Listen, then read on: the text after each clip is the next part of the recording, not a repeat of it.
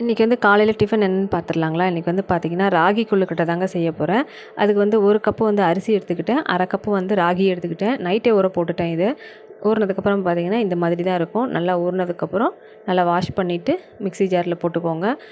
ஏன்னா நம்ம கம்மியாக தானே அரைக்க போகிறோம், அதனால் மிக்ஸி ஜார்லேயே போட்டு அரைச்சிக்கலாம். அது கூடவே பார்த்திங்கன்னா தேங்காய் கொஞ்சமாக, உங்களுக்கு எவ்வளோ தேங்காய் வேணுமோ அந்த அளவு அதில் போட்டுக்கோங்க. கொஞ்சமாக உப்பு போட்டுட்டு நல்லா அதை ஃபைனாக அரைச்சி எடுத்துக்கோங்க. ஃபைனானா ரொம்ப பேஸ்ட்டாக இருக்கக்கூடாது, கொஞ்சம் கொர கொரன்னு இருக்கணும். அப்போ தான் வந்து அது நல்லாயிருக்கும் சாப்பிட்றப்போ. அதுக்கப்புறம் நீங்கள் காரத்துக்கு வந்து மிளகாய் இதிலேயே போட்டு அரைச்சிக்கலாம். தனியாக வேணால் உங்களுக்கு எப்படி இஷ்டமோ அந்த மாதிரி போட்டு அரைச்சிக்கலாம். இப்போ பார்த்திங்கன்னா மாவு இந்த மாதிரி தான் இருக்கணும். அதாவது கொர கொரன்னு இருந்தால் தான் சாப்பிட்றப்ப ரொம்ப நல்லாயிருக்கும்.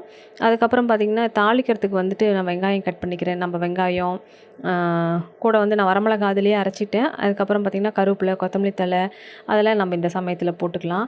இந்த கத்தி பாருங்களேன், இந்த கத்தி எனக்கு ரொம்ப யூஸ்ஃபுல்லாக இருக்கும். இது வாங்கி ஒரு 15 வருஷம் ஆகுது நான் இந்த கத்தி வாங்கி.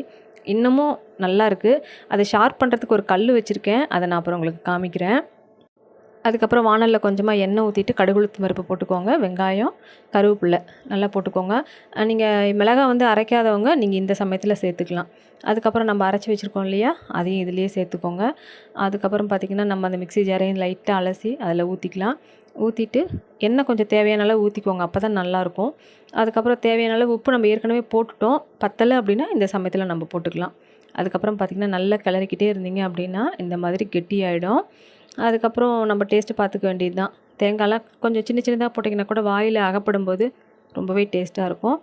அவ்வளோதான். இதை வந்து நம்ம இனி இட்லி தட்டில் ஆவியில் வச்சிட வேண்டியது தான்.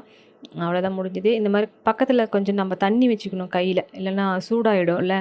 இப்போ தானே கிளறி எடுத்துருக்கோம், அதனால் சூடும். கொஞ்சமாக தண்ணி வச்சுக்கிட்டோம் அப்படின்னா நல்லா பிடிச்சி இந்த மாதிரி வச்சிடலாம்.